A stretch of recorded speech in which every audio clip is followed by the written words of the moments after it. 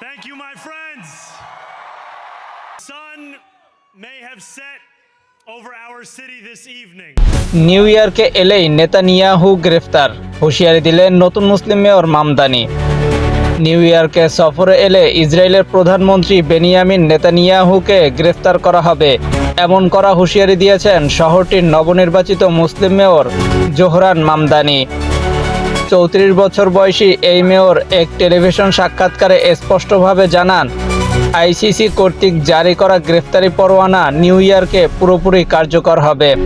গত 4 নভেম্বর বিপুল ভোটে নির্বাচিত হওয়ার পর বিদায়ী মেয়র এরিক অ্যাডামসের সঙ্গে সাক্ষাতেই তিনি প্রথম এই কথা জানান।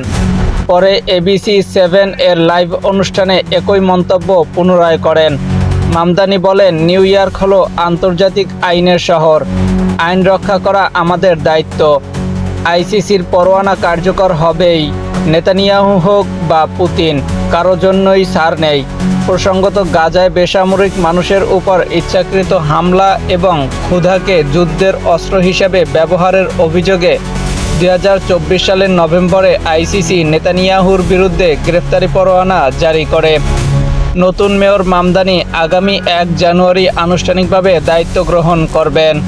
মাহাদি হাসান, আন্তর্জাতিক desk, MT Times. This city belongs to you. Thank you.